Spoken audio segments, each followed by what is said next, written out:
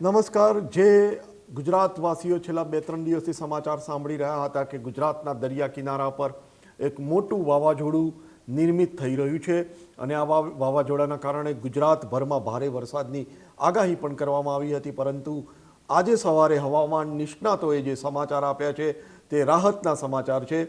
હવામાન નિષ્ણાતોએ એવું જાહેર કર્યું છે વિવિધ મોડેલોનો અભ્યાસ કરીને કે ગુજરાત પરથી વાવાઝોડાનું સંકટ ટળી ગયું છે, કારણ કે જે સિસ્ટમ ત્યાં લો પ્રેશરમાં તૈયાર થઈ રહી હતી તે વિખેરાઈ ગઈ છે અને હવે વરસાદના સ્વરૂપમાં તે મહારાષ્ટ્રના વિવિધ ભાગો તરફ જઈ રહ્યું છે।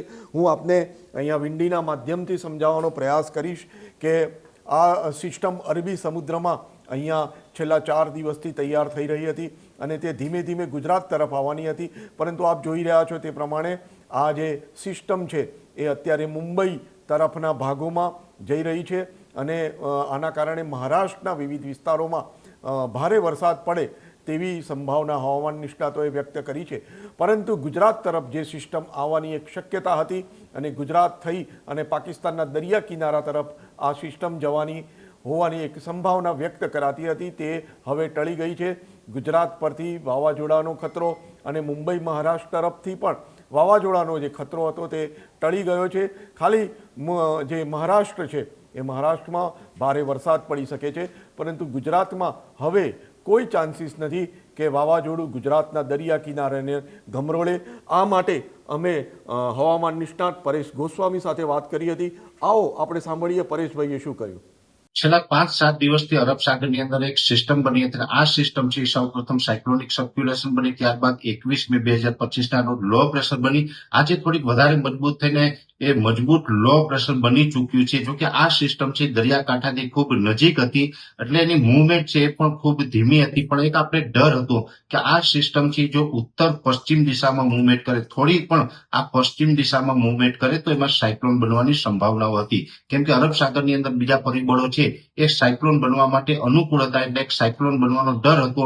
પણ આ સિસ્ટમ છે એ આજે મોડી રાતથી એમાં મૂવમેન્ટ થવાનું ચાલુ થયું છે અને અત્યારે એની મૂવમેન્ટ છે એ ઉત્તર પૂર્વ દિશા તરફ છે, એટલે કે પશ્ચિમ દિશા તરફ મૂવમેન્ટ નથી, એટલે સાયક્લોનના ખતરામાંથી ક્યાંય ને ક્યાંય હવે આપણે બચી જશું। જો કે હવે આ સિસ્ટમ છે એ સતત ઉત્તર પૂર્વ દિશા ઉપર મૂવમેન્ટ કરવાની છે, જેથી કરીને આપણે હવે સાયક્લોન બને તેવી સંભાવનાઓ ખૂબ નહીવત છે, એટલે સાયક્લોનના ખતરામાંથી ચોક્કસથી આપણે બચી જશું। પણ આ સિસ્ટમ છે એ વધુ ને વધુ હજી મજબૂત થાય તેવી શક્યતાઓ છે। લગભગ આવતીકાલે 24 મેના રોજ આ સિસ્ટમ છે એ લો પ્રેશરમાંથી મજબૂત થઈને ડિપ્રેશનમાં ફેરવાય તેવી શક્યતાઓ છે, એટલે ગુજરાત અને મહારાષ્ટ્ર બંને રાજ્યોની અંદર મુશળધાર વરસાદોની શક્યતાઓ છે।